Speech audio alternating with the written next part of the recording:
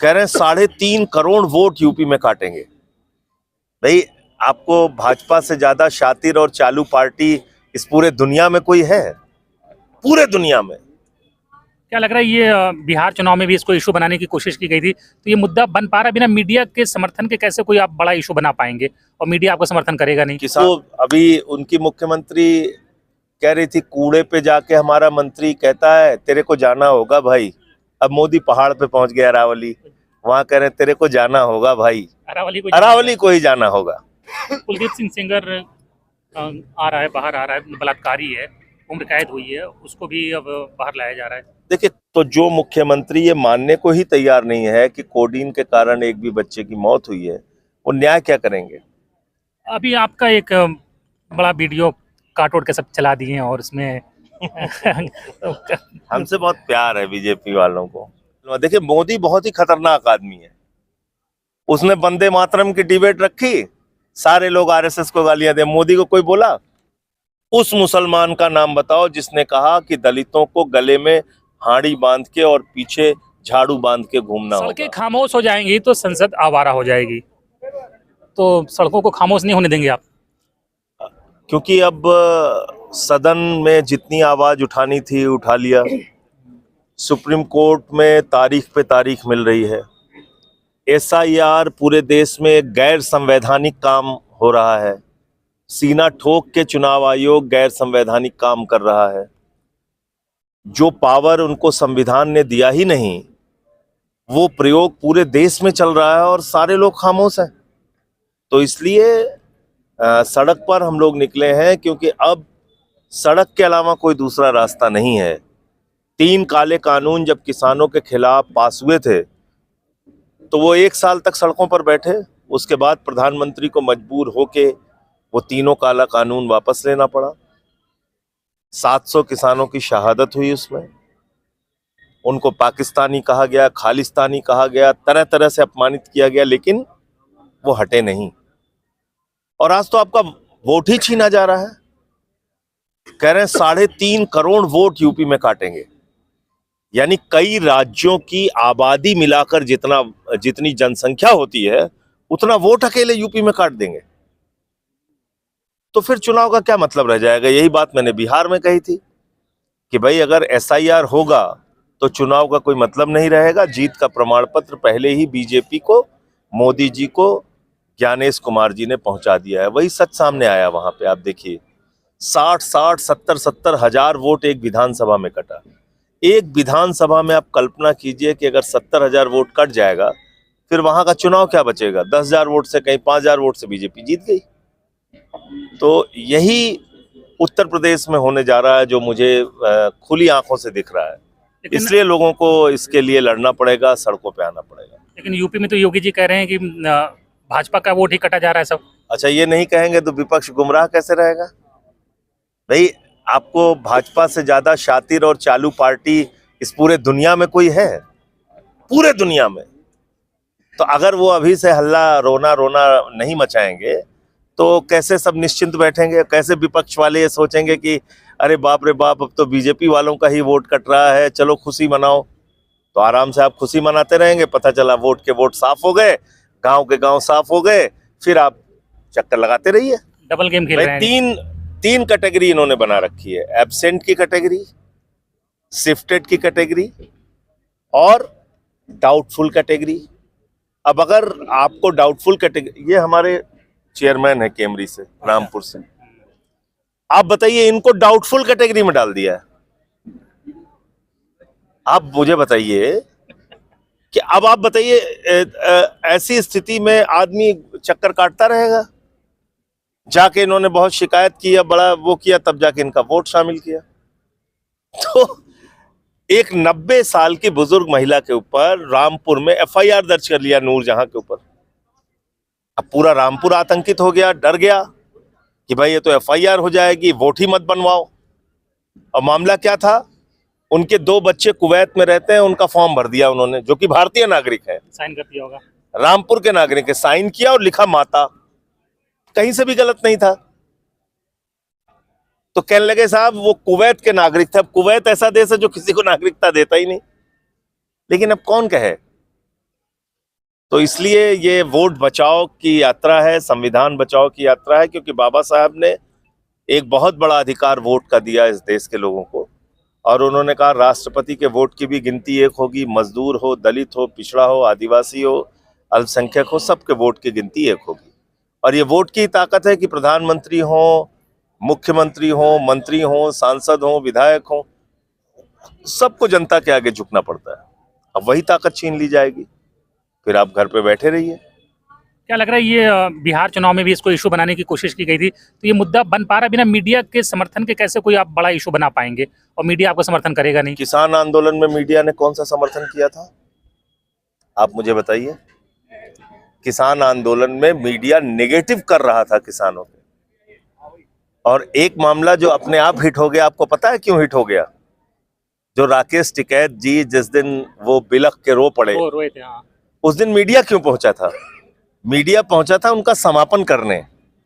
Media को लग रहा था कि आज ये आंदोलन के समापन की घोषणा करेंगे, उस खुशी में मीडिया वहां पहुंच गया और सबने लाइव चला दिया, और लाइव में ही उनका वो दर्द छलक पड़ा, मामला गड़बड़ा गया सब। मामला उल्टा पड़ गया। तो मीडिया ने कौन सा साथ दिया था?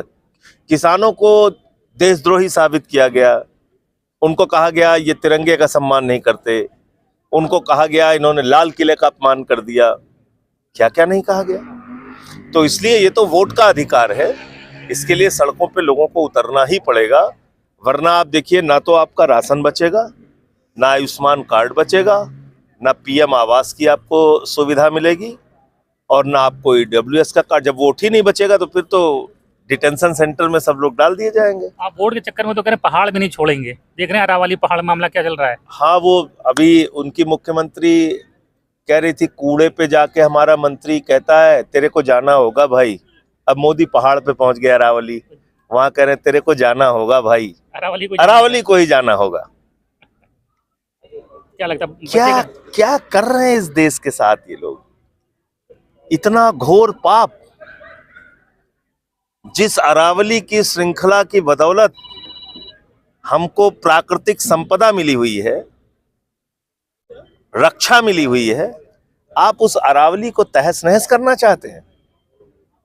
100 मीटर के पहाड़ होंगे तो पहाड़ माने जाएंगे? कहां कहां फीता लेके नापते फिरोगे आप? आपने वो गाना चल रहा है मोदी जी का कि जंगल तेरे, पर्वत तेरे, सब तेरा हो गया। अडानी के नाम पूरी इंडिया कर दिया उन्होंने। नहीं, तो देखिए भगवान से गलतियां हुई थी, मोदी जी असली भगवान है, वो भगवान की गलतियों को मिटा रहे हैं। नहीं, मोदी जी अवतार है, भगवान है, देवता है, सब कुछ है, लेकिन जो अपने भक्तों का तो ख्याल रखें। भक्त बेचारे क्या करेंगे जो दिन रात उनका गुणगान करते हैं? मैदान हो जाएगा खेलेंगे, तो मैदान हो जाएगा खेलेंगे, रेगिस्तान हो जाएगा तो क्या करेंगे बताइए? दुबई हो जाएगा, आंधी में उड़ जाएंगे तो क्या करेंगे? दुबई हो जाए, सऊदीया हो जाएगा ना। हाँ, तो वही मैं कह रहा हूँ ना आपसे। तो ये बहुत ही शर्मनाक है कि आज जो वास्तविक मुद्दे हैं उस पर कोई बात नहीं हो रही। 20 लाख लोग प्रदूषण से हर साल मरते हैं इस देश में, और 20 सेकंड भी संसद के अंदर चर्चा नहीं हुई। 20 सेकंड, क्योंकि प्रधानमंत्री की प्राथमिकताओं में नहीं है। 200 लाख से आज हिंदुस्तान वर्ल्ड बैंक से कर्जा लेने वाले नंबर 1 के देश में शामिल हो गया। आज प्रदूषण में हम दुनिया के नंबर 1 देश हैं।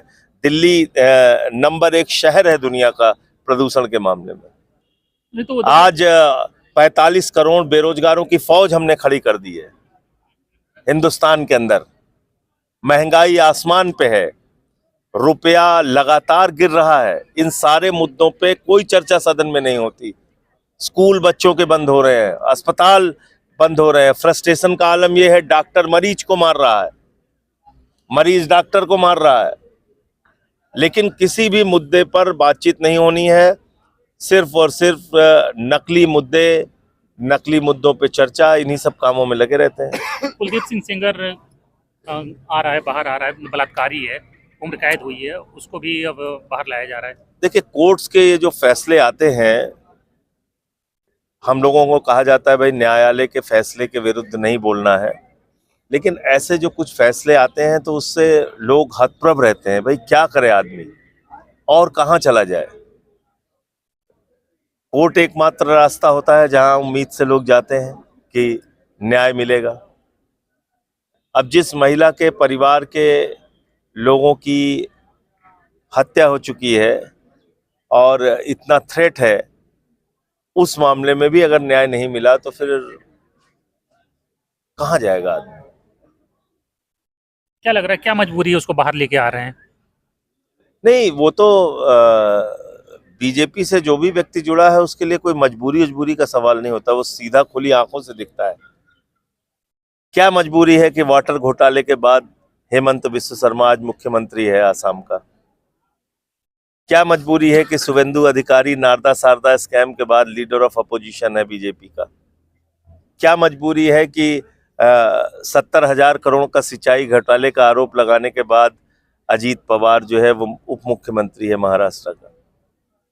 जो बीजेपी में शामिल है वो पवित्र है, उसके लिए वो राजा हरिश्चंद्र है, उसके लिए सब कुछ करने को तैयार है मोदी जी। यूपी में एक बड़ा इशू है कोडीन का, और समाजवादी पार्टी लगातार आरोप लगा रही है कि जाति देखकर कार्रवाई हो रही है, तो ये मुख्यमंत्री के सजाती हैं कोडीन के आरोपी, इसलिए इन पर कोई कार्रवाई नहीं हो रही है। देखिए, कोडीन के मामले में बाबा जी ने खड़े होके अपनी नीयत, अपनी मंशा पूरी तरह से साफ कर दी। उन्होंने कहा एक भी मौत नहीं हुई है कोडीन से। तो जो मुख्यमंत्री ये मानने को ही तैयार नहीं है कि कोडीन के कारण एक भी बच्चे की मौत हुई है, वो न्याय क्या करेंगे? आप खुद कल्पना कीजिए। अब वो फोटो दिखा रहे हैं दूसरों की कि ये इनकी फोटो इनके साथ उनका। अरे भाई, किसी के साथ किसी की फोटो हो? आप तो एक न्याय की कुर्सी पर बैठे हैं ना। आप चलाइए बुलडोजर, विपक्ष कह तो रहा है कि चलाइए आप बुलडोजर, चाहे वो किसी भी नेता के साथ किसी की तस्वीर हो, कोई किसी का करीबी हो, आप चलाइए बुलडोजर। तो कह रहे हैं हालांकि मैं बुलडोजर चलाने का समर्थक नहीं हूं, लेकिन अगर आपके न्याय का सिद्धांत यही दूसरों के लिए लागू होता है तो फिर इस मामले में भी लागू कीजिए। आप कह रहे हैं इससे उनके संबंध, उससे उनके, आपको इससे क्या लेना देना है? आप न्याय के पक्ष में खड़े होइए। नहीं, वो तो कह रहे हैं कि बुलडोजर चलेगा तो आप लोग फातिया पढ़ने मत आइएगा। ओहो, तो रोना क्यों रो रहे हैं पहले से? बुलडोजर चलाइए ना भाई। अगर आप बुलडोजर दूसरों के मामले में इस्तेमाल कर सकते हैं तो इस मामले में भी चलाइए। जो फातिया पढ़ने जाएगा उसका पता चल जाएगा, फातिया वर्ड उसका चेहरा खुल रहे हैं, मतलब ये। देखिए, उनको हर चीज में मुसलमानों को टारगेट करना होता है। फातिया मतलब कि अब इसमें नाम आप चाहे सिंह ले रहे हो, चाहे जायसवाल ले रहे हो, तो उसमें तो उनको मजा आता नहीं। यादव होने में थोड़ा मजा आता है, ढूंढ के लाए, दो ठोरी लाए। और अब वो बेचारे लगे होंगे इसी प्रयास में कि इसमें 2-4 यादव मिल जाए, 2-4 मुसलमान मिल जाए, तो इसलिए वो फातिया शब्द का इस्तेमाल अभी से कर रहे हैं कि जिससे मौज में रहो, खुश रहो तुम लोग, हम एक आध मुसलमान खोज रहे हैं इसमें। तो बहरहाल मैं तो सीधी बात ये कहता हूँ, इसमें मुसलमान शामिल हों, यादव शामिल हों, ठाकुर शामिल हों, दलित शामिल हों, पिछड़ा, इससे मुख्यमंत्री का कोई लेना देना नहीं है। आप अगर वास्तव में जांच कराना चाहते हैं तो कौन फातिया पढ़ेगा, कौन रोएगा, कौन धोएगा, उसकी चिंता छोड़ के आप कार्रवाई कीजिए ना भाई। अभी आपका एक बड़ा वीडियो काट उड़ के सब चला दिए हैं, और उसमें हमसे बहुत प्यार है बीजेपी वालों को, बहुत ज्यादा मोहब्बत है, तो मेरे खिलाफ दुष्प्रचार करते रहते हैं वो। आधा अमित मालवीय थोड़ा सा 30-40 सेकंड का क्लिप काट के उड़ गए। ये सब चोर लोग हैं, ये बेईमान लोग हैं। इनकी पार्टी का नाम भारतीय झुट्ठा पार्टी है, और मैं उनको न्यायालय में भी घसीट रहा हूँ, वहां इनको जवाब देते नहीं बनेगा। अच्छा, जिनने वो भी मेरा बयान थोड़ी था। अटल जी ने रामविलास पासवान जी को जवाब देते हुए ये बात कही थी कि भाई, राम में चरित्र है, राम में आदर्श है, राम में मर्यादा है। राम वो है जिन्होंने अपने पिता के कहने पर 14 वर्ष का वचन निभाने के लिए 14 वर्ष का वनवास उठाया। तो राम के नाम को आप इस तरीके से अपने साथ मत जोड़िए, वरना तो हराम में भी राम है। ये बोला था अटल जी ने। नहीं तो सबने सुना ही था, आपने अटल जी ने बोला था, यही मैंने दोहराया, उसमें 30 सेकंड काट मैंने दिया। यही दोहराया। अब उन्होंने अटल जी का नाम हटा के वो मेरे नाम से कर दिया। तो मुख्यतः वो अटल जी को ही बदनाम करना चाहते हैं और गालियां दिलवा। देखिए, मोदी बहुत ही खतरनाक आदमी है। उसने वंदे मातरम की डिबेट रखी, सारे लोग आरएसएस को गालियां दे, मोदी को कोई बोला तो आरएसएस को ठिकाने लगाया, उधर आरएसएस की कुंडली खोलने लगे सब। एकदम ठिकाने लगा दिया उसने।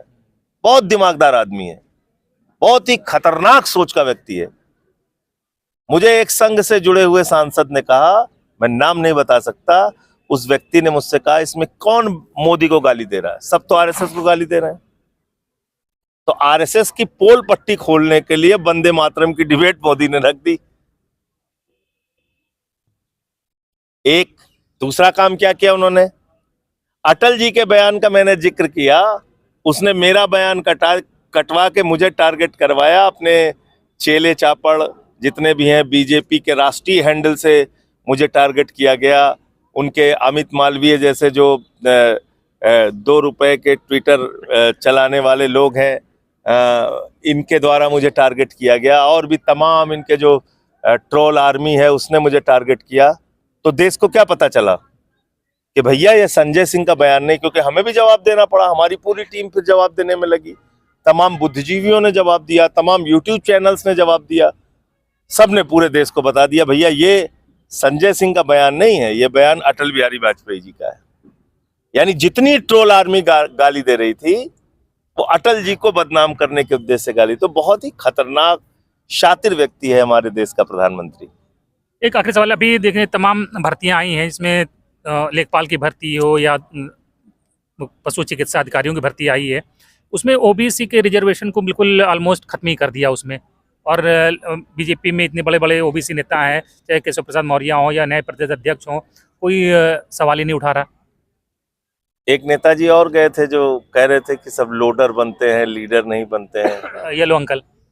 तो ये उनसे भी पूछना चाहिए। देखिए क्या है, जिस वर्ग की आप राजनीति करते हैं उसके साथ विश्वासघात नहीं करना चाहिए। हम लोग तो खुल के दलितों, पिछड़ों, अल्पसंख्यकों, मुसलमानों के लिए बोलते हैं, खुलेआम बोलते हैं, कभी डरते नहीं। क्या नुकसान फायदा होगा कभी सोचते नहीं, बोलते हैं, गालियां भी खाते हैं, बहुत सारे लोग गालियां देते हैं। 69,000 शिक्षक भर्ती में पिछड़े वर्ग के लोगों का आरक्षण खत्म किया गया था, उनका आरक्षण खाया गया था। किसने उठाया उस मुद्दे को? संसद में रिकॉर्ड में है, मैंने वहां पे उठाया वो मामला। उन बच्चों से जाके पूछिएगा, मुझसे मिलने आए थे। उसके बाद उस पर कोर्ट का ऑर्डर भी आ गया, आज तक उस ऑर्डर का इम्प्लीमेंटेशन नहीं हुआ। सुप्रीम कोर्ट में चला गया मामला, इम्प्लीमेंटेशन नहीं हुआ उसका, सुप्रीम कोर्ट में मामला चला गया, तारीख पे तारीख पड़ रही है। अभी फिर ही कर दिया ना। भाई आप मुझे बताइए, जैसे अभी आपने कहा कि पिछड़े वर्ग का आरक्षण खा रहे हैं, अब तो ऐसी मेरिट लिस्ट बन रही है कि AWS के लोगों का सिलेक्शन कम नंबर पे हो जा रहा है, ओबीसी वालों का ज्यादा नंबर पाके भी नहीं हो रहा है।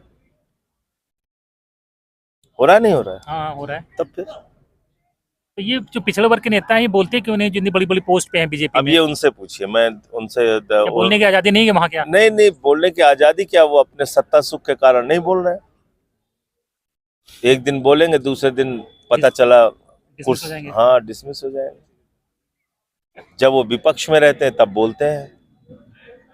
भाई आप कम से कम एक जायज बात तो पूछिए। ये तो कोई अन्याय की बात नहीं है, तो संविधान का दिया हुआ अधिकार है। ये कोई ऐसी बात तो है नहीं कि मतलब आप बोलेंगे तो कोई अन्याय कर रहे हैं आप बोल के। ये तो जो संविधान में आपको अधिकार मिला है वो क्या उनको लगता है कि पिछड़ों की बात करेंगे तो आरएसएस वाले नाराज हो जाएंगे? अब ये बात इस देश के पिछड़े वर्ग के लोगों को और दलितों को समझनी होगी, आदिवासियों को समझनी होगी, जो कई बार उन्माद में आके बीजेपी वालों के और आरएसएस के साथ खड़े हो जाते हैं। देखिए आपने बहुत जायज बात कही। 100 साल हो गए, मैं बार बार इसको रिपीट करता हूं, एक भी आरएसएस का प्रमुख आज तक दलित, पिछड़ा, आदिवासी नहीं हुआ। 100 साल की हिस्ट्री है उनकी, नहीं हुआ। और जब बीपी सिंह जी ने मंडल लागू किया तो एक कमंडल लेके निकल पड़े देश भर में।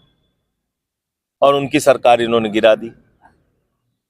तो आरक्षण का विरोध किसने किया? मैं तो जीके में एक सवाल शामिल करना चाहता हूं, उस मुसलमान का नाम बताओ जिसने पिछड़ों के आरक्षण का विरोध किया। बताओ नाम आप। उस मुसलमान का नाम बताओ जिसने कहा कि दलितों को गले में हाड़ी बांध के और पीछे झाड़ू बांध के घूमना होगा। उस मुसलमान का नाम बताओ जो ये कहता हो कि तालाब में आपको पानी पीने का हक नहीं है। उस मुसलमान का नाम बताओ जो मंदिर में प्रवेश से दलितों को वर्जित करता हो या दलित को घोड़ी पर चढ़ने पर जाके उसके साथ मारपीट करता हो। बताओ ना किस मुसलमान ने किया। ये तो हिंदू ही तो रोकते हैं। असली दुश्मन आपका कौन है, ये बात इस देश के दलितों, पिछड़ों, आदिवासियों को अगर नहीं समझ में आएगी तो ये अभी थोड़ा कम नुकसान कर रहे हैं, मतलब बर्बादी के कगार पे पहुंचा ही दिया है, पूरी तरह से बर्बाद कर देंगे देश को। असल मुद्दों पे कोई बात नहीं हो रही है, ये दुर्भाग्य है। बात करने के लिए बहुत बहुत शुक्रिया। तो अभी आप क्या कुछ सोचते हैं संजय सिंह जी के इन तमाम विचारों के बारे में? कमेंट बॉक्स में बताएं। धन्यवाद।